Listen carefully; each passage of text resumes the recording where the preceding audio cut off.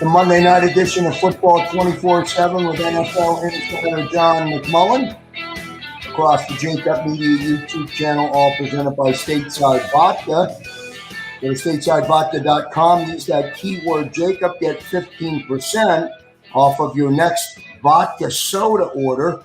That's on statesidevodka.com. Big show for us on a Monday night as John McMullen makes his way back to the Philadelphia region from Detroit. We'll talk about the NFL trade deadline. The offensive line kicked ass yesterday, according to Barrett Brooks. We'll get Johnny Mac's reaction. The running game, 46 times they carried the football. And, of course, John McMullen's full recap and deep dive. And what was the best moment in yesterday's game? We'll answer that question before we leave the show tonight. Action-packed, a lot to get into our 30-minute show. Johnny Mac, how are you, sir? I'm doing well. Yeah, successful business trip for the Philadelphia Eagles, certainly. I mean, you can't you can only play who's on the schedule, Krause. So a lot of people, and rightfully so, are talking about the Lions and 0-8 team. How bad are they? 2008, I think it was, when they won 0-16. You're starting to get some of those comparisons. But look, it's not the Eagles' fault. They were on the schedule. They played poorly. The Eagles took advantage. Successful business trip. That said, I'm not sure how much you can take from it, because while you give them credit, I don't think it's mutually exclusive to say, this type of football game is not sustainable moving forward. It starts Sunday with the Los Angeles Chargers. It's obviously, you got to take a different tack. It's going to be a much different game against a much better foe. So we'll see. We'll see how much they can take out of this game. I'm not sure what you can take out of it, to be honest. Bit of an outlier. The one thing that they potentially could continue going into the game this week is they can continue to run the football. 1985 Philadelphia, baby. I love it, Johnny Mac. There is a stasis in this town that never expires. Look, it's not sustainable. Now, maybe the Chargers are not good defending the run, so maybe you can go another week. Maybe you can go 2 weeks. Maybe you can go 3 weeks. Not sustainable long term. And that's one of my biggest concerns. You go all the way back when Jeffrey Lurie fired Doug Peterson. He made that statement of, we're on different pages. Doug wants to win football games. I'm paraphrasing. We think this is a transition phase. We're going in a different direction. Another word for rebuilding. You hire a new head coach, guess what? He's trying to win football games. He said that after the game. This is the best way to win a football game against the Detroit Lions on Halloween. It's funny because every coach in this league is just worried about winning on that particular game day. Nick Sirianni's not any different. And we've talked about this whole season in a bigger sense, in a macro sense, not a micro sense, in a macro sense, figuring out what you have at the quarterback position. Did you get further to that goal on Sunday in Detroit? I asked that question to you. I asked it to the fan base. I didn't get any closer to it. What'd you see from Jalen Hurts? Not a lot in the passing game, but he was electric on offense with his legs. He made a couple of big runs that, in some ways, I don't want to call them backbreakers because the game was so lopsided, but he did make a couple of great runs himself. What was your overall impression of Jalen, Johnny Mac, on Sunday? Well, I know he can run the football. That's not a concern. That's the one thing we know he can do. Can he throw the football consistently? 9 of 14, 103 yards. Longest throw was 19 yards. Really, the only effective receiver was Dallas Goedert. 6 receptions to him, 1 each to Quez Watkins, Devontae Smith, and Jalen Reagor, but that's it. Then Garrett Minshew came in for a couple completions. Late in the game and mop up duty in the route. I don't know, man. The 24-hour rule. Where are we? We're past 24 hours, right? So 1 o'clock game, about 4 o'clock. We're now past 24 hours. It's time to look ahead. It's time to look to the Los Angeles Chargers. Enjoy the win. Look, there's two questions here. Either the Eagles already understand they're moving on and going in a different direction at quarterback next season, and they're just going to try to get through this season as best they can, or they're doing a disservice to Jalen Hurts by limiting what he can do offensively. I know you mentioned yesterday on the live post-game show, at least I think you mentioned it last night, Johnny Mack. You talked about the first 7 plays, and I think you referenced Sirianni as mentioning that in the post-game press conference, and I think he broke it down where he was looking to run the ball 5 out of the 7 times. So he was going to run the ball 5 times and throw the football 2 times. If consistent with that theory expanded across the entire game, Jalen threw the football as many times as he was supposed to in that football game. Now, I don't know whether or not he missed receivers down the field. Perhaps you have a thought on that, but he threw what was called. Well, I think a lot of people don't understand scripted plays. Nick Sirianni likes to call them openers. You could be, there's this mentality, and Bill Walsh really started it, script the first 15 plays. You're generally off script by the first 3rd down. That's, then you're into your 3rd down menu.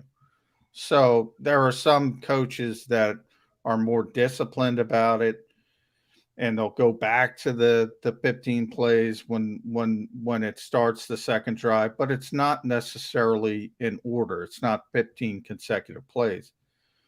And you look at it, and that was Nick's plan, right? He confirmed it on the record. First 7 plays, we're going to run it 5 times because they were trying to take advantage of what Detroit is really not good at, and that's pretty much everything. But that's what they centered on. So that was the game plan. However, the first play was a pass to Devontae Smith, who dropped the football. It wasn't Jalen Hurts' fault. Devontae Smith dropped the football. That's play 1. Play 2, Boston Scott, off right tackle. There's your run. 5 yards, you're on 3rd down. You're off script. You're off script.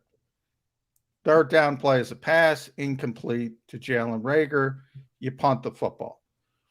So, it doesn't necessarily unfold the way you want it to unfold when you talk about scripted plays or openers. And there's a perfect example.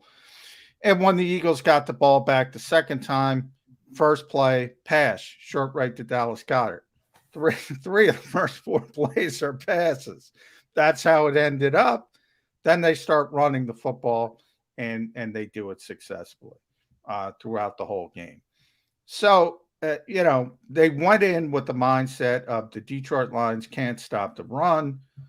They were correct. They took advantage of it. As I said, it was a business trip. They won the football game 44-6. Now, when you're a coach, look, it's great. You want to hang. That's the biggest win. That's the easiest win in Nick Sirianni's young coaching career as a head coach, obviously. But you want to take some things out of it. And you could tell after the game, they weren't happy with how they threw the football in the limited times they did throw the football. And that's been pretty consistent this entire year. And that's the problem. You go to the Chargers, they're a good team. They're not a great team. They can't stop the run, but they do have Justin Herbert, who's going to sling the ball all over the place. So you can't run 46 times against the Chargers because they're going to score some points. So at some point, Nick Sirianni was talking about the evolution of this offense and Jalen Hurts. At some point, Jeffrey Lurie is correct.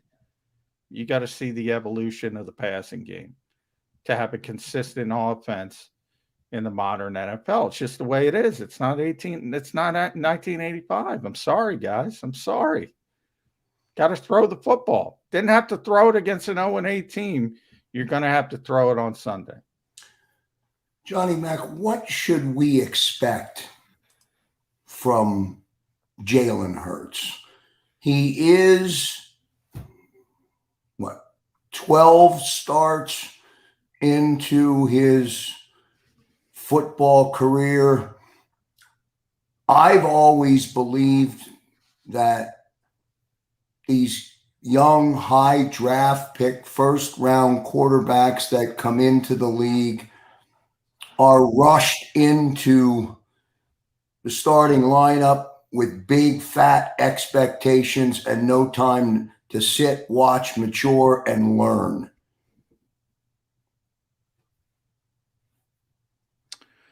Well, sometimes you're right, obviously. Patrick Mahomes, perfect example of a guy who got to sit. You go back a little bit further. Aaron Rodgers got to sit for a number of years waiting for Brett Favre. And everybody is going to point to those two guys because they've had such success. On the other hand, you look at yesterday, you look at the Sunday night game, Cooper Rush able to go in and win a football game. Now, Minnesota gave him a lot of help. Minnesota's coach, Mike Zimmer, really poor performance, but he threw for 300 yards. This guy's never started a game before. The New York Jets, Zach Wilson gets hurt. White comes in, throws for, I think, 400 yards. Look, there's going to be inconsistency. That's not the problem. There's going to be mistakes. That's not the problem. With young quarterbacks, you can live with that if you see that evolution. When it comes to the passing game, the Eagles are going backwards. And the question is, why are they going backward? Are they going backward on purpose to limit, to protect the quarterback? We've been talking about this for weeks. Or are they going backward because of the quarterback? Neither is good. The latter is probably worse. But man, I know people are not going to want to hear this. I know I'm going to get killed 44. Everybody wants to celebrate. You can celebrate, knock yourself out, have a stateside vodka. It's 44-6, but it's not sustainable. I mean, anybody who thinks this is sustainable against an average team, never mind a good team, is nuts. So I'm sitting there, what is going on? Why can't you get the football to Devontae Smith? Why can't you get the football to Quez Watkins? Why can't you get the football to Jalen Reagor? Dallas Goedert. Is it the quarterback, or is it the quarterback or the receivers? Well, when you see Devontae Smith drop the football, look, that's a receiver problem. But long term, you saw CD Lamb. Again, I'll go back to the Cowboys. He had a big drop in a big situation. They go right back to him, and then he's making big plays. Same with Amari Cooper. Receivers drop the football. Not everybody's Chris Carter. Receivers occasionally drop the football. Doesn't mean you can't go back to him. I will say Devontae Smith, because I'm not, I don't think Jalen Reagor is a good player at this point. I think Quez Watkins is just, okay. But Devontae Smith, if he was with name your quarterback, he'd put up some numbers.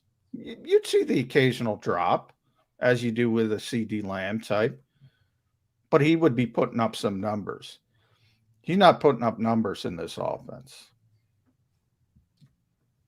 If you're asking what the problem is, I just wonder if it. I just wonder if too much. I wonder if too much, John.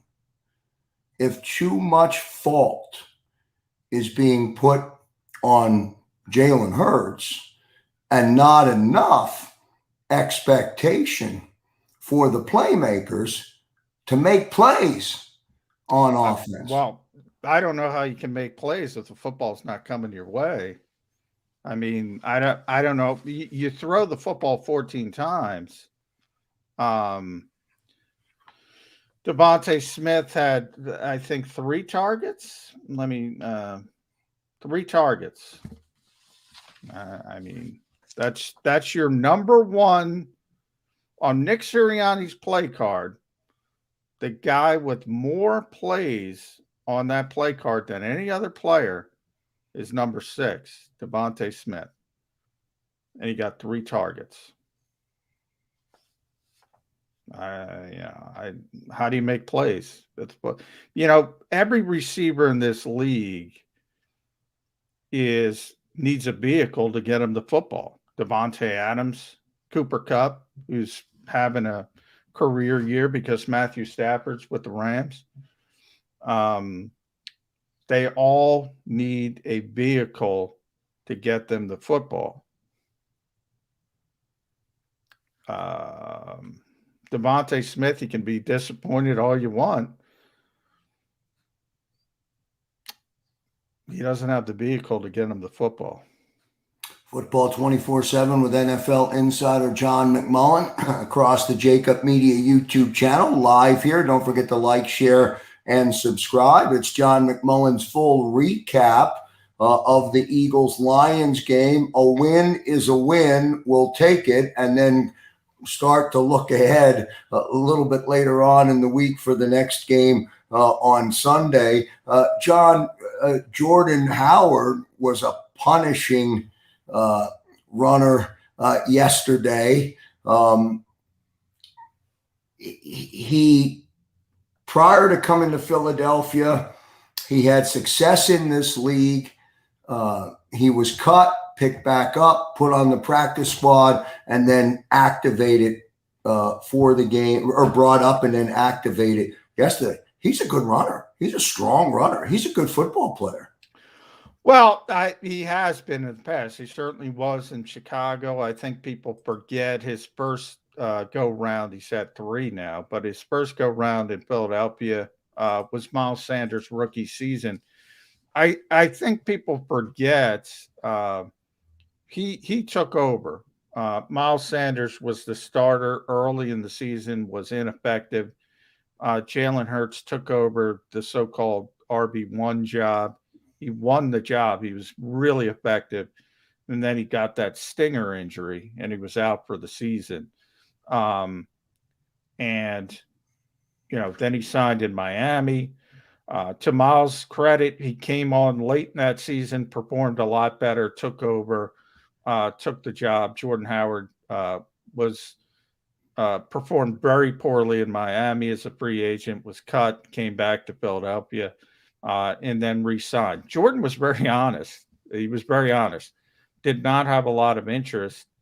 Thought his career might be over. And the Eagles said, all right, we'll bring you back. And he was very effective in training camp. Looked like he was going to make the team. Ultimately, the COVID rules give you that opportunity to put a veteran player on the practice squad. The Eagles went that route. Haven't needed him to Miles's injury. And you got to give him credit. He performed very well. Again, against a bad opponent. You got to put the context in there. You got to be realistic. Nobody wanted Jordan Howard in the offseason. So was it a mirage? I don't know. We're going to get to see next week. Again, the Chargers are not good defending the run, but they're a better football team overall. they're going to make things a little bit more difficult just because they're going to be able to score some points. So you're going to have to do a little bit different things on the offensive side of the football. Is Jordan Howard going to be a long-term part of this team? No, he's not. I mean, he's here. He's playing because Miles is injured, and Miles is expected to be out for about 3 weeks. He was put on injured reserve. The Eagles don't expect him to be out for very much longer than that. It might be just the 3 games. It might be 4, but it won't be much more than that. So is he a long-term part of this team? No, but did he perform when the Eagles needed him? Yes, he performed very well. NFL trade deadline tomorrow, Johnny Mac. I think you referenced or mentioned you don't anticipate or expect any dealing, or I don't want to put words in your mouth, but what's your thought on this, the eve of the trade deadline? Who's calling Howie right now for Andre Dillard or Miles Sanders or Fletcher Cox? Is anybody calling, and is there any scenario where any of that stuff could work itself out? Yeah, definitely. I think people are trying to lowball the Eagles for Fletcher Cox, see if they can get him for a day 3 draft pick. And, the Eagles are going to take a pretty significant cap hit if they move Fletcher Cox right now. So they're not going to do it unless they get sort of what Denver was able to get for Von Miller today, which is pretty significant draft capital. That's why I don't think Fletcher's going to go. A lot of teams are going to be interested in Andre Dillard. Depends how high they get. If you get into a day 2 pick, I think the Eagles would seriously consider it. By day 2, I mean a 3rd round pick. If they can get that, I think you have to seriously consider trading Andre Dillard now that Lane Johnson seems back on track. There's really no role for him at this particular time, and he's significantly elevated his value. Miles is on injured reserve. He can't be traded. So throw that one out the window at this particular time. Similar to what happened to Zach Ertz last year at the trade deadline. Probably would have went, but he was injured. So the Eagles couldn't move him at that particular time. And they won the game. So, that 7th spot is going to be a bad football team in the NFC. And everybody's in it. Carolina's in it. I think Carolina would be in the playoffs today at 4-4. They would be the 7th team in the AFC. And remember, the Eagles are 3-5 and they beat Carolina. So they have the tiebreaker. So as bad as this season has gone, the Eagles are right in the mix for that last playoff berth. And the one guy I always focused on making a lot of sense to go would be Steve Nelson. But, he's playing well. I don't see why the Eagles trade him because they're still in it and they can still go for that last playoff spot. Johnny Mac, what kind of numbers did Fletcher have in the game yesterday? Well, remember, when you look at the snap counts from yesterday, they're, throw them out because it was such a blowout. Everybody played. Gardner Minshew played. Andre Shashure played. Everybody. Tay Gowan played, who they just acquired in the Zach Ertz trade. So because it was such a blowout, the Eagles could afford to rest some of their starters. Fletcher Cox way down in snap counts. And it just had to do with the route. So I think he finished with 1 tackle. I think he had a quarterback hurry. Statistically, I think he played 27 snaps somewhere in there. Yeah, I wasn't somewhat. I didn't hear his name often yesterday at a time when all you heard were the defensive names yesterday, on the front 4, getting to Goff, pressuring Goff, sacking Goff, beating up on Goff, in Goff's face. And I just didn't hear I just didn't hear Fletcher, and not that it really matters and it's relevant or irrelevant. I just didn't hear it and just didn't know. Yeah, they had 6 sacks, 7 tackles for loss, 12 hurries.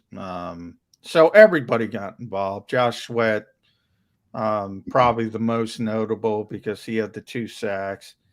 Milton Williams got a game ball. Nick Sirianni confirmed today. So he had his best game as a pro. He had not been playing well.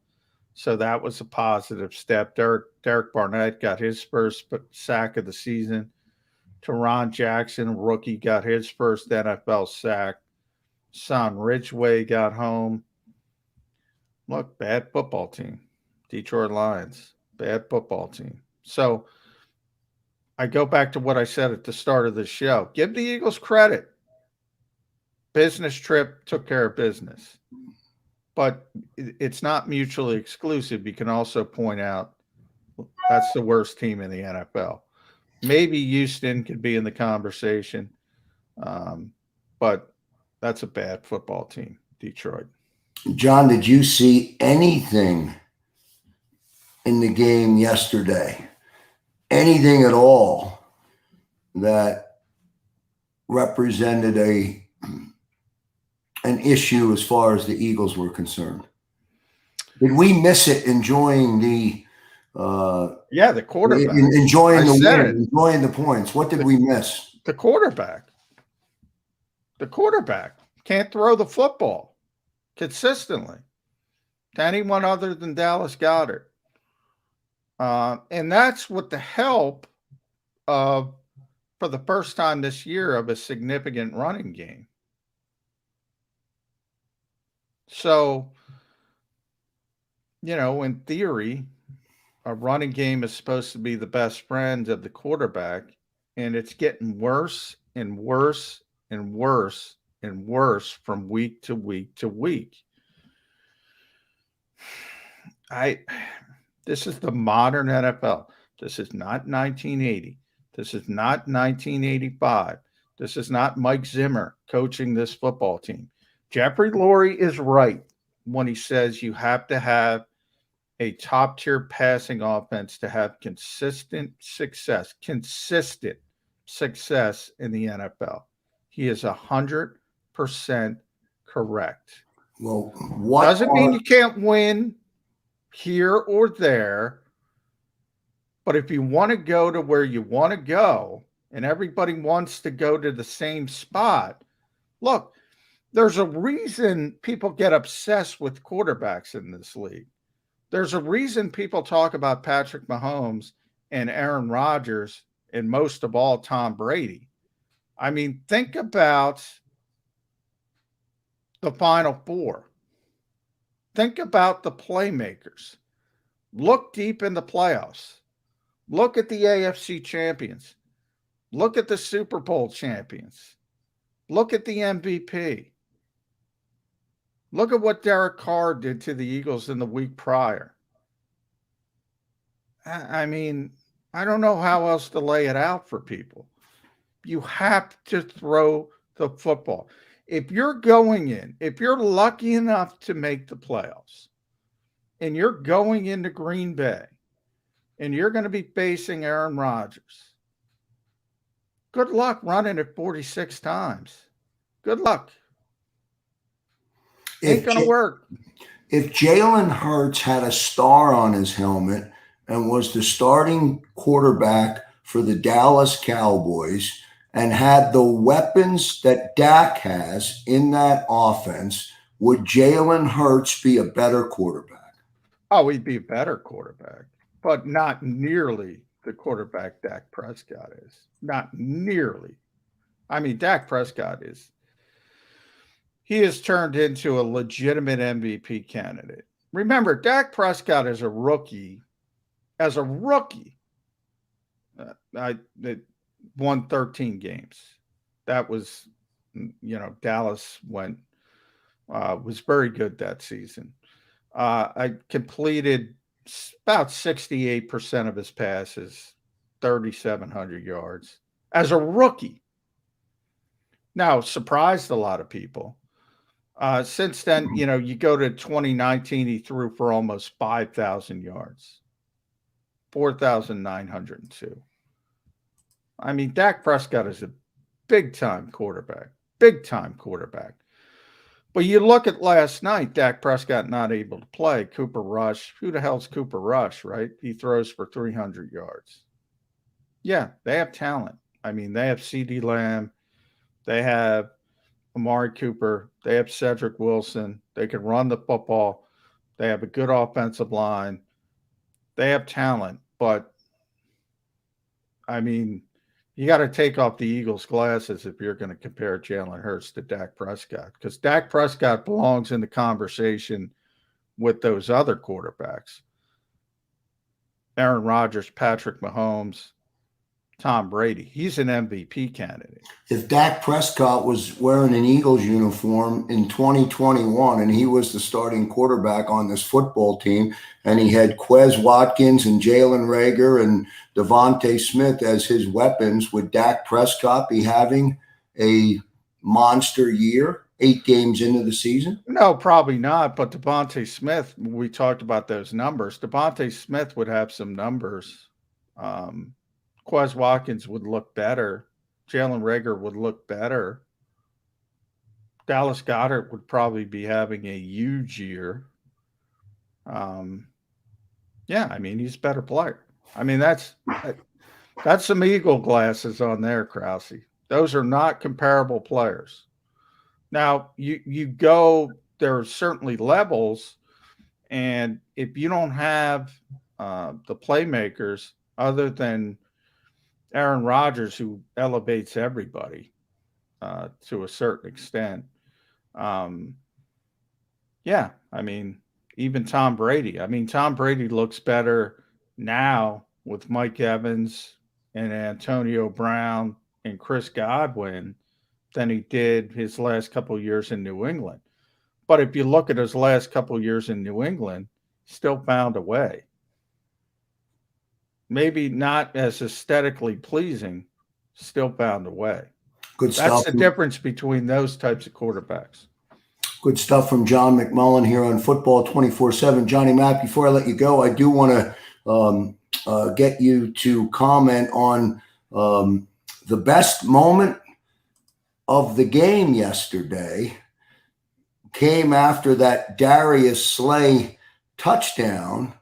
And then Avonte Maddox, I guess, requested the football from Darius so he could give that football to his father, who was there at the game.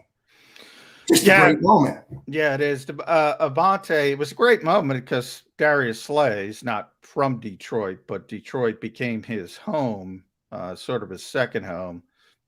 Played there for his first 7 seasons. Avonte is from Detroit, went to high school in Detroit, has a Lions tattoo, loves Detroit sports, always loved it growing up.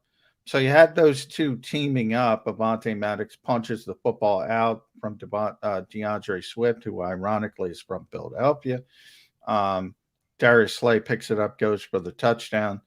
And Avonte said, do you mind if I take the ball? And Slay said, yeah, take it. And he gave it to his father, who obviously was a big part of growing up in the fact of encouraging Avonte, who also, by the way, invited his old high school football team to the game. So they were all there. So it was a big, big day for Avonte Maddox and Darius Slay.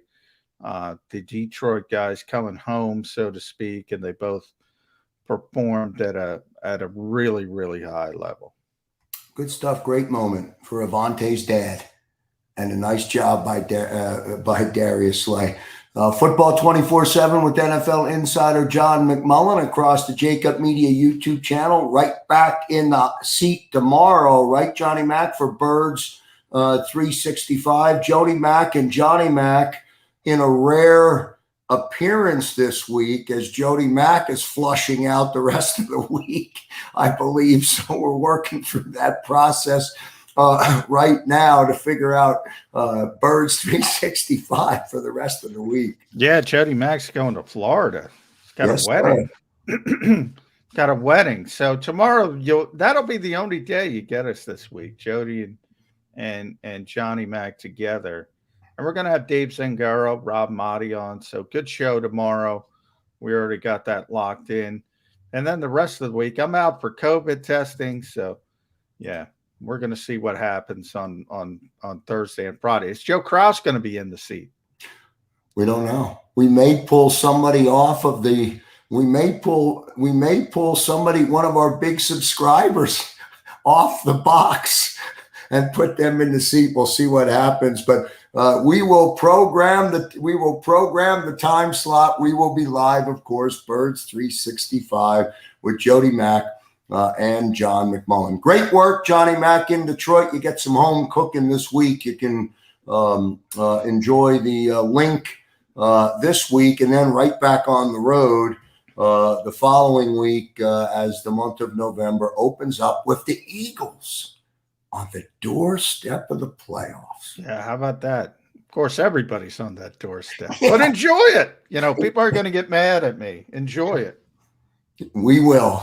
You know me, Johnny Mack. I want to feel good about going into the game on Sunday. That's going to do it for this live edition of Football 24/7 on the JAKIB Media YouTube channel.